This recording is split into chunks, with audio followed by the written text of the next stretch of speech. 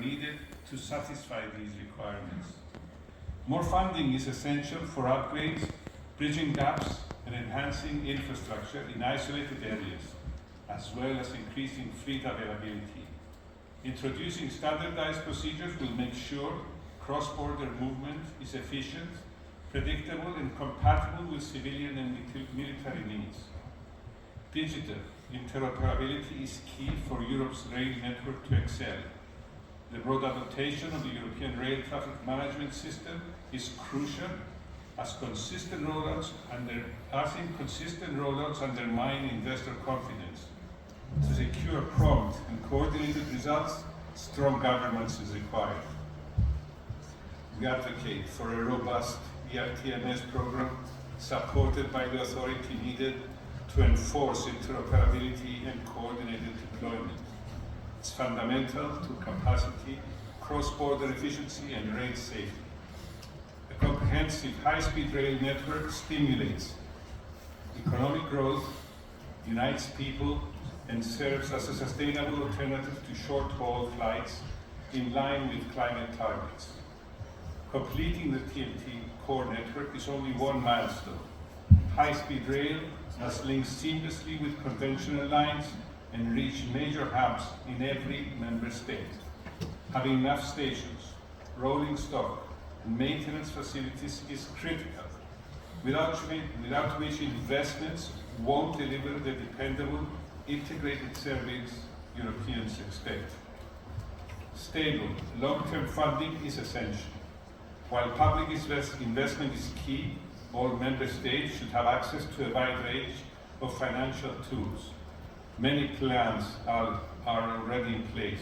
Now Europe needs faster, safer, and better coordinated execution.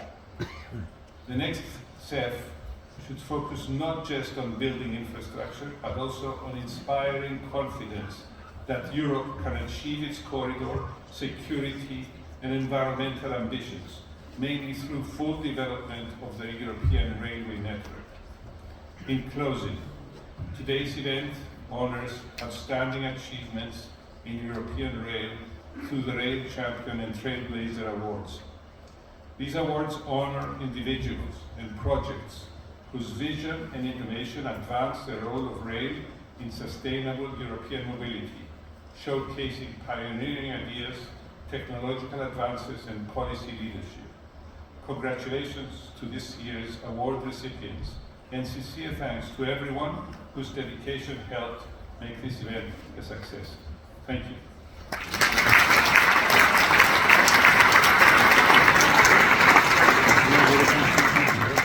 Thank you very much, Minister. Without a doubt, there will be busy weeks and months ahead of you. And now we turn to the European Parliament. Ms. Sophia Kircher, Vice Chair of the European Parliament Transport and Tourism Committee. The floor is yours.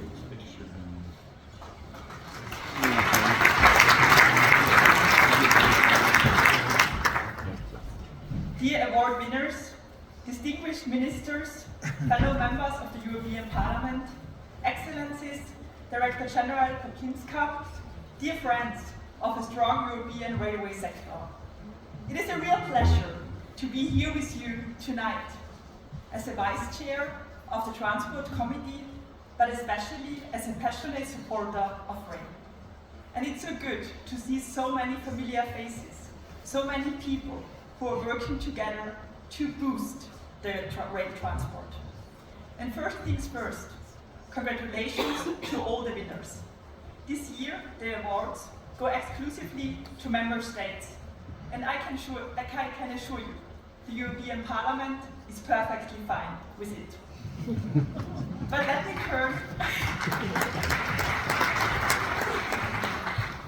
But let me turn to what this evening is about.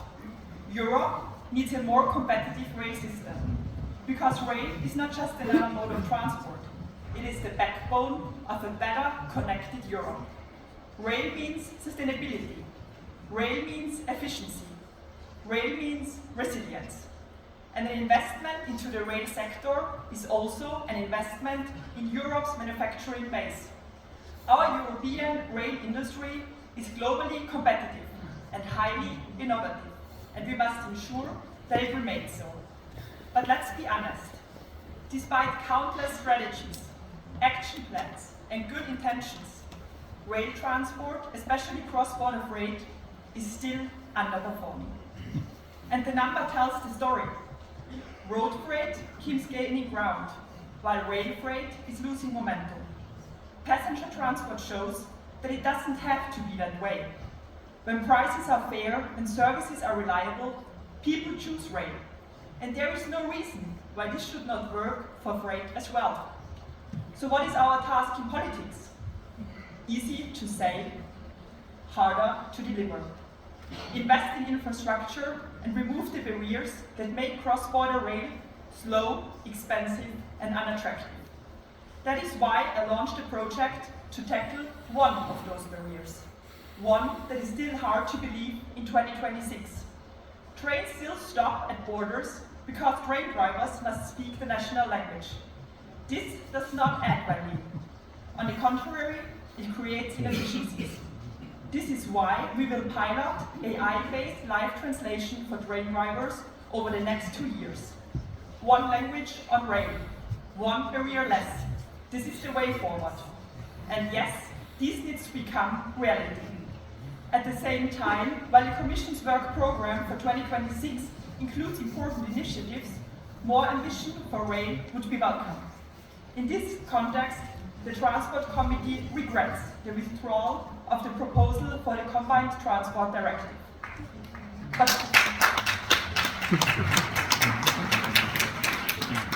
But one thing is clear, policy and innovation alone are not enough if the infrastructure is missing.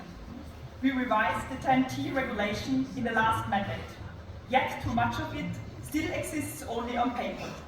The European Court of Here are friends of rail.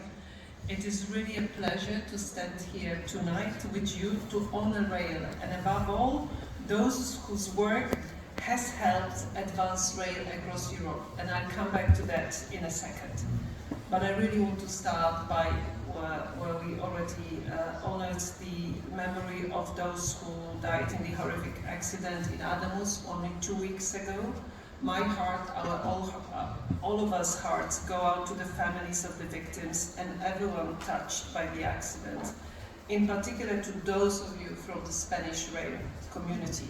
We are all with you, and we are all also with those who still keep trains running in Ukraine, and both passengers and workers of Ukrainian railways, in spite of the constant bombing and threats. They again demonstrate that rail is vital, and rail is important, and rail is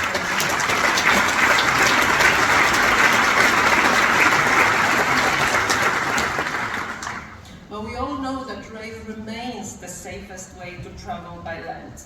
Tragic accidents like the one in Spain happens, but they also remind us that safety should never ever be compromised, and it should never ever be taken for granted. When I think about the vision for rail in Europe, for European Commission, for myself, for my colleagues, it is about seamless, strong and resilient rail system where harmonization delivers safety and lower costs, where competition drives efficiency and affordability. And I could of course stop here, but by now you know me and I never stop after only half a page of my speech. So what I would like to talk about is to talk a little bit about the past year and then take you a little bit towards the future next year as to what will happen when it comes to rail, what we would like to see happen in the European Commission. And I did take note of referring to the fact that last year Commissioner Tzitzikostas talked here about the renaissance of rail. I hope you agree with me that even more than that happened, because last year has been good on bringing to all of you, to all of us, what we promised that we would. I will start with the high-speed rail action plan. I'm quite sure that last year when European Rail Awards evening was taking place, you didn't really believe that we'll come up with this high-speed rail action plan. And what you probably didn't believe would be the scale of the ambition that we put in it. Honestly, I didn't believe in that myself, because having the courage to say that we need 350 billion or 500 billion plus to construct high-speed rail in Europe took a bit of courage, because we also acknowledge that we don't have that money yet. But we will be working, and we will be working with all of you on the finance plan, so that we have a vision and means and measures to make that happen. And I really hope that this action plan will not only remain a nice piece of paper, but it will be transforming how we travel in Europe, not only for the sake and for the needs of passengers, but also for European rail industries that will be providing all those trains shiny and new and bright that will allow for high-speed rail to function. But we also talk about ambitious budget for the next 7 years, starting 2028. And let me offer my deep, serious thanks to many of you in the room for constant push, for calling for ambitious funding for Connecting Europe facility. It wouldn't have happened without you. We are not done yet. I'm very happy to see a few ministers in the room, because it is now in their hands to make sure that this ambitious plan for financing for transport infrastructure, including rail, that this ambitious plan for financing innovation and competitiveness of European industries, including rail industries, that this ambitious plan for financing security and defense, including but not only military mobility, that those ambitious plans that we put on the table last July will turn into reality.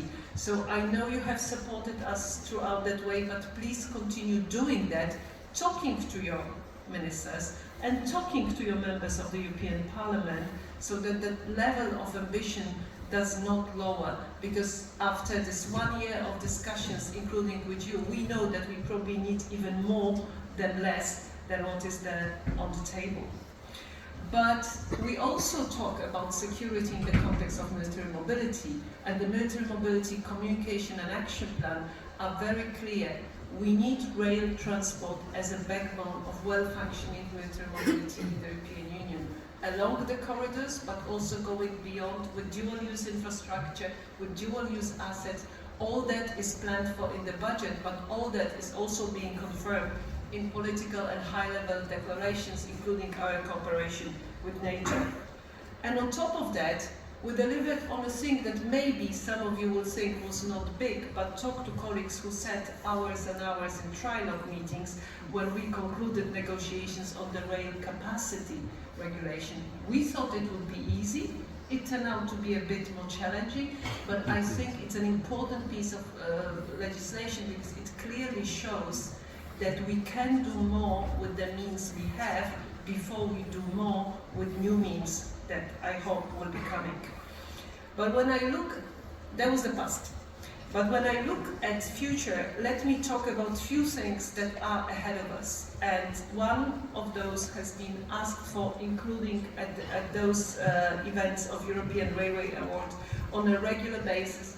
And this is the means to strengthen the position and the role of the European Union Agency for Railways. We do want the agency to have better oversight of how responsibility for safety is shared and implemented across Europe. And even more importantly, we want the agency to offer more tailor-made support and capacity building activities to those member states who need it. And we need the agency to be strong to make life easier for European industries.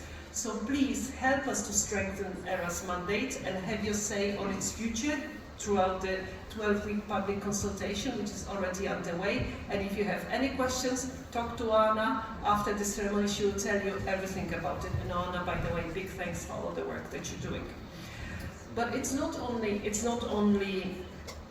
ERA revision of the agency mandate that is coming. I also very much hope that in the next couple of weeks/months, you will see the proposals on ticketing and passenger rights. Ease of planning and booking for traveling by train is as important and sometimes more as physical connections.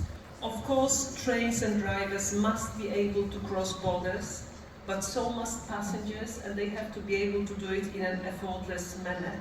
That's why we are working now on the single digital booking and ticketing initiative for rail.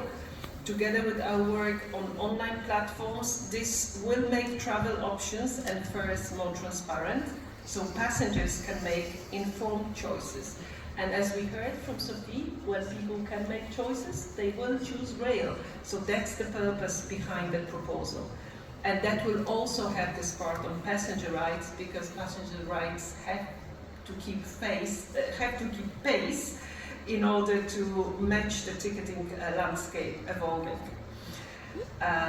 We also continue to work on digitalization and ERTMS, and this is almost like an evergreen whenever we talk about rail. But I still hope the 2030 deadlines can be met, that deployment capacity will increase as much as it should, fivefold for trackside equipment and double for onboard systems. I'm hearing from those who are responsible for ERTMS deployment that those deadlines are really difficult to reach, but what I would like to see is that we continue heading towards those targets, and if we need to adjust, we'll do it at the right moment. Less than 2 months ago, I had the possibility to witness Belgium become the second member state after Luxembourg to complete its ERTMS rollout, which means it's possible. Both countries did demonstrate it. Thank you. And we need ERTMS in place for safety, but we also need ERTMS in place for interoperability.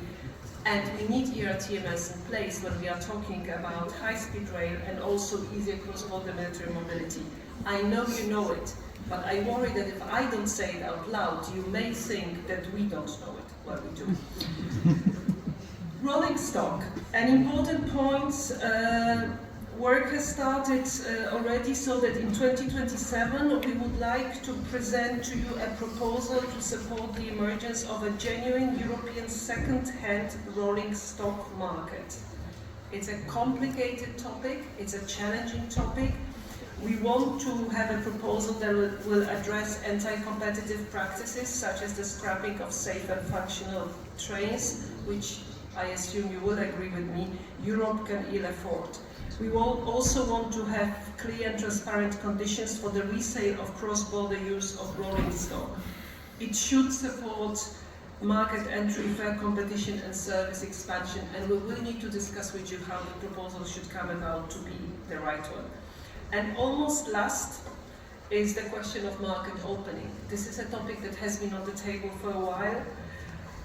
The opening of the rail market is recent, gradual and ongoing, and you will agree with me that every time it happens, it actually improves the possibility of new services and functioning of rail for passengers and for cargo transportation. So I've given you example, or I've mentioned 4 things that we have done. I've mentioned 4 things that are coming in the next year and a half. So I very much hope that when we meet here next February, we'll have even more things to be proud of in terms of reshaping how the rail market functions, how the rail sector functions, how the rail industries function in Europe. But for all that to happen, we do need your constant support. Ask us questions, challenge us, work with us, co-create with us, and let's work on what we all want to see: a well-functioning, seamless, safe, interoperable, and future-proof rail sector in European Union. And let's enjoy tonight with all the awards that are going to be handed out. Thank you.